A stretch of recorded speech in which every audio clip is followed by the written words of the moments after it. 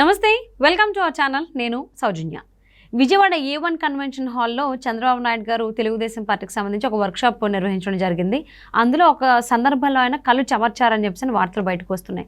ఎందుకు చంద్రబాబు కళ్ళు చెమర్చాల్సి వచ్చింది, ఏంటి ఈ అంశానికి సంబంధించి మనతో మాట్లాడడానికి, వారి విశ్లేషణని మనతో పంచుకోవడానికి ఈరోజు మనతో పాటు ఉన్నారు senior journalist, senior political analyst CS Rao garu ఉన్నారు. వారితో మాట్లాడదాం.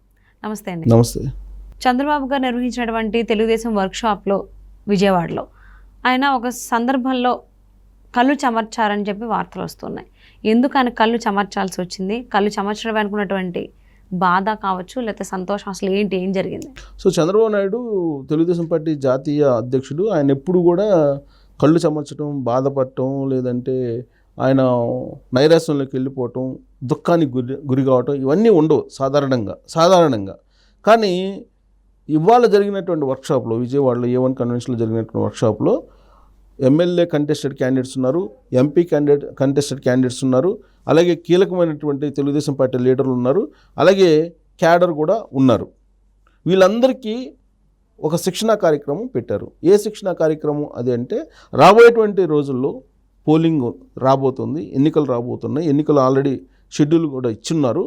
కాబట్టి ఈ యుద్ధాన్ని మనం గెలవాలంటే గెరిల్లా తరహా యుద్ధం చేయాలి, మీరు ఏమాత్రం వెనకాడకూడదు అని చెప్పి దిశానిర్దేశం చేస్తూ ఆయన మీకు పూర్తి స్థాయిలో నేను న్యాయం చేయలేకపోయాను కొంతమందికి అని చెప్పి కళ్ళు చెమర్చారు, బాధపడ్డారు. ఎందుకు బాధపడ్డారంటే, తన వాళ్ళకి న్యాయం చేయలేకపోయాను, తన అనుకున్నటువంటి వాళ్ళకి న్యాయం చేయలేనటువంటి పరిస్థితుల్లో ఉన్నాను అనేటువంటి భావనతో ఆయన కొంత కళ్ళు చెమర్చినట్టు మనకి తెలుస్తుంది ఆ వర్క్షాప్లో. కారణం ఏంటంటే, కూటమి పెట్టుకున్నారు, పొత్తు పెట్టుకోవడానికి కారణం ఏంటి? రాష్ట్ర ప్రయోజనాలే ముఖ్యం మనకి, అందుకే నేను పొత్తు పెట్టుకోవాల్సి వచ్చింది అని చెప్పి చాలా క్లారిటీగా, చాలా స్పష్టంగా ఆ వర్క్షాప్లో పాల్గొన్నటువంటి తెలుగుదేశం పార్టీ క్యాడరు లీడర్లకి చెప్పడం జరిగింది. చాలా స్పష్టంగా చెప్పారు.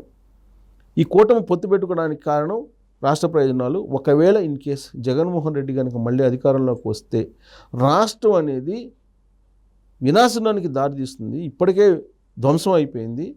కాబట్టి త్యాగాలకు సిద్ధమయ్యి ఇష్టం ఉన్నా లేకపోయినా కూటమి కట్టాల్సి వచ్చింది.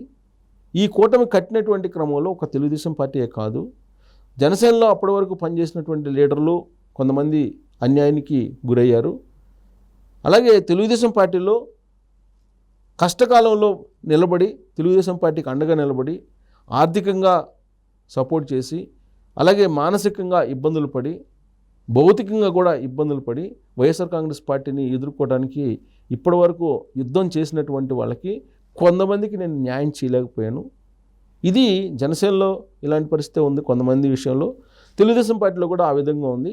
నాకు తెలుసు ఎవరెవరికి నేను న్యాయం చేయలేకపోయాను, అధికారంలోకి వచ్చిన తర్వాత డెఫినెట్గా నేను న్యాయం చేస్తాను అని చెప్పి ఆయన కళ్ళు చెమర్చి మోగబోయినటువంటి గొంతుతోటి మాట్లాడటం జరిగింది.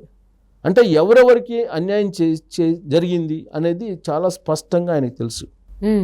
అందుకే అది గుర్తు చేసుకుంటూ ఆయన ఆ విధమైనటువంటి మోగబోయినటువంటి గొంతుతోటి మాట్లాడటం జరిగింది.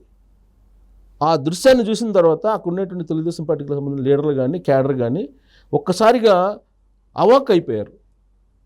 ఎందుకంటే చంద్రబాబు నాయుడు ఆ స్థితిలో అలాంటి స్పీచ్, లేదంటే అలాంటి గైడెన్స్ ఇచ్చేటువంటి క్రమంలో ఈ విధంగా ఆయన బొంగురుపోయినటువంటి గొంతుతోటి, బాధాదప్త హృదయంతో కళ్ళు చెమరుస్తూ మాట్లాడారని అంటే ఆయన ఎంత బాధపడుతున్నారు లోపల అని చెప్పి వాళ్ళకి అర్థమవుతుంది. సో కాబట్టి ఆయన ఇచ్చినటువంటి సందేశం ఏంటి? యాక్చువల్గా ఆ వర్క్షాప్ ఏంటి? చైతన్యపరచడానికి, రాబోయేటువంటి ఎన్నికలను ఫేస్ చేయడానికి, త్యాగాలకి తాడో పేడో తేల్చుకోవడానికి మనం అందరం సిద్ధం కావాలి అని చెప్పేటువంటి ప్రయత్నంలో ఎలా చేయాలి అనేది ఆ వర్క్షాప్ యొక్క ముఖ్య లక్ష్యం.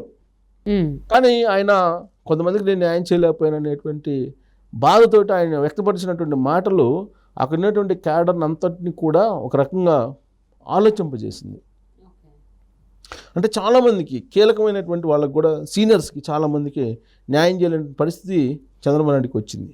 ఎందుకంటే బీజేపీకి 6 లోక్సభ స్థానాలు పోతున్నాయి, 10 అసెంబ్లీ స్థానాలు పోతున్నాయి షేరింగ్లో, ప్లస్ 6 లోక్సభ స్థానాలు అంటే మాటలు కాదు. 6 లోక్సభ స్థానాలు అంటే ఎప్పటివరకు అక్కడ 6 లోక్సభ స్థానాల్లో పరిధిలో పనిచేసినటువంటి తెలుగుదేశం పార్టీ లీడర్ల పరిస్థితి ఏంటి? సపోజ్ ఎగ్జాంపుల్ చెప్తే అశోక్ గజపతి పరిస్థితి ఏంటి? ఎంత సీనియర్ ఆయన, కేంద్ర మాజీ మంత్రి. తర్వాత బండారు సత్యనారాయణమూర్తి, ఆయన పరిస్థితి ఏంటి? ఆయనకి టికెట్ ఇంతవరకు ఫైనల్ చేయలేకపోయారు. తర్వాత కళా వెంకట్రావు, ఆయన ఏపీ తెలుగుదేశం పార్టీ మాజీ అధ్యక్షుడు, ఆయన పరిస్థితి ఏంటి? సో ఇలా చాలామంది, ఇప్పుడు చాలామంది రాయలసీమలో కేఈ కృష్ణమూర్తి ఫ్యామిలీ ఉంది. ఇట్లా చాలామందికి ఇప్పుడు గంటా శ్రీనివాసరావుకి ఇంకా ఫైనల్ చేయలేదు, ఆయనకి ఎక్కడ ఇస్తారో అనేది తెలియట్లేదు. సో ఇలాంటివన్నీ కూడా గుర్తు చేసుకుంటూ మీరు అర్థం చేసుకోండి, ఇప్పుడు ఉన్నటువంటి సిచ్యువేషన్ అర్థం చేసుకోండి. మనకి ఇప్పుడు కళ్ళ ముందు కనిపిస్తుంది ఒక జగన్మోహన్ రెడ్డి, అతను కూల్చడమే, అతని ప్రభుత్వాన్ని కూల్చేయటమే మన ధ్యేయం. మీరు అర్థం చేసుకోండి. నేను కూడా బాధపడుతున్నాను మీతో పాటు. ఇప్పుడున్న పరిస్థితుల్లో కూటమి కట్టక తప్పదు, కొన్ని త్యాగాలు చేయక తప్పదు. నేను కూడా త్యాగం చేశాను, మీరు కూడా త్యాగం చేయాల్సిందేను. ఖచ్చితంగా భవిష్యత్తులో న్యాయం జరుగుతుంది అని చెప్పేటువంటి ప్రయత్నం ఆయన చేశాడు. ఇప్పుడు దేవినేని ఉమామహేశ్వరరావు లాంటి వాళ్ళని ఆయన టికెట్ ఇవ్వకుండా పక్కన పెట్టాల్సిన పరిస్థితి ఏర్పడింది. మరి ఆశావాహులు ఎవరైతే ఉన్నారో మరి వాళ్ళందరూ ఇది రిసీవ్ చేసుకోగలిగారు, అర్థం చేసుకున్నారా? ఈ మీటింగ్ జరిగిన తర్వాత, ఈ స్పీచ్ అయిన తర్వాత, చంద్రబాబు నాయుడు స్పీచ్, వాళ్ళు కూడా చంద్రబాబు నాయుడులో ఉన్నటువంటి బాధను గ్రహించారు. చంద్రబాబు నాయుడు స్థాయిలో పార్టీ పరంగా ఒక ఇంత త్యాగం చేస్తే నియోజకవర్గ పరిధిలో మనం త్యాగం చేయడం పెద్ద గొప్పే ఉంది. ఇప్పుడు మన అల్టిమేట్ గోల్ జగన్మోహన్ రెడ్డిని దించేయటమే అని చెప్పి వాళ్ళు కూడా కొంత రియలైజ్ అయ్యారు. రియలైజ్ కావడానికే చంద్రబాబు నాయుడు చెప్పారు, రియలైజ్ కూడా అయ్యారు. సో ఇక ఆ వర్క్షాప్ యొక్క లక్ష్యం ఏంటి? రాబోయేటువంటి ఎన్నికల్లో ఒక ఫైట్ చేయాలంటే ఏంటి? గృహ సారథులను అడ్డుకోవాలి, వాలంటీర్లను అడ్డుకోవాలి. తర్వాత వీళ్ళు కాకుండా ఇప్పుడు మళ్ళీ ఒక ప్రతి పోలింగ్ బూత్కి 10 మంది hard core YSR Congress party వాళ్ళని పెట్టారు, వాళ్ళని అడ్డుకోవాలి అని అంటే బూత్ స్థాయిలో ఖచ్చితంగా కమిటీలు ఏర్పాటు చేసి హార్డ్ కోర్ తెలుగుదేశం పార్టీకి సంబంధించినటువంటి వాళ్ళని తయారు చేసి రేపు ఎన్నికల యుద్ధానికి వెళ్ళాలి అనేటువంటి ఒక దిశానిర్దేశం చేస్తూ రాబోయేటువంటి కురుక్షేత్రం లాంటి ఎన్నికల యుద్ధంలో గెరిల్లా తరహా ఫైట్ చేయాలి బూత్ స్థాయిలో. అలాంటి వాళ్ళని ఎంపిక చేసి మెరికల్ లాంటి యువకుల్ని తయారు చేసి పొలిటికల్ గెరిల్లాస్ని తయారు చేస్తే తప్ప మనం రాబోయేటువంటి రోజుల్లో ఎలక్షనీరింగ్ అనేది చేయలేము. కాబట్టి మీరు ఆ దిశగా వెళ్ళండి. ఈ వర్క్షాపే రేపు ఎన్నికలకి పోలింగ్ కౌంటింగ్ రోజు వరకు ఇది ఉపయోగపడాలి, ఈ ట్రైనింగ్ అనేది ఆయన ఇచ్చినటువంటి దిశానిర్దేశం. ఆ బాధ్యతను పొలిటికల్ మేనేజర్స్, డిజిటల్ మేనేజర్స్, అలాగే ఎగ్జిక్యూటివ్స్, ఇలా సిస్టమ్ను దాన్ని తయారు చేసి ఆయన వాళ్ళకి దిశానిర్దేశం చేయడం జరిగింది. ఆ సందర్భంగా ఆయన వ్యక్తపరిచినటువంటి ఆయన భావాలు కానీ, ఆయన యొక్క ఆలోచనలను కానీ అక్కడ పాల్గొన్నటువంటి లీడర్లు కానీ, క్యాడర్ కానీ అర్థం చేసుకుని ఎన్నికల దిశగా ముందుకు వెళ్ళేలాగా ఆ ట్రైనింగ్ ఉందని చెప్పి టీడీపీ భావిస్తుంది. సో వర్క్షాప్లో పాల్గొన్నటువంటి వాళ్ళని చైతన్యపరచడానికి, లేదంటే వాళ్ళని రాబోయేటువంటి రోజుల్లో ఎన్నికల యుద్ధానికి తయారు చేయడానికి ఇప్పటి వరకు చంద్రబాబు నాయుడు చేసినటువంటి సర్వేలు ఏవైతే ఉన్నాయో వాటిని ప్రదర్శించి చూపించారు.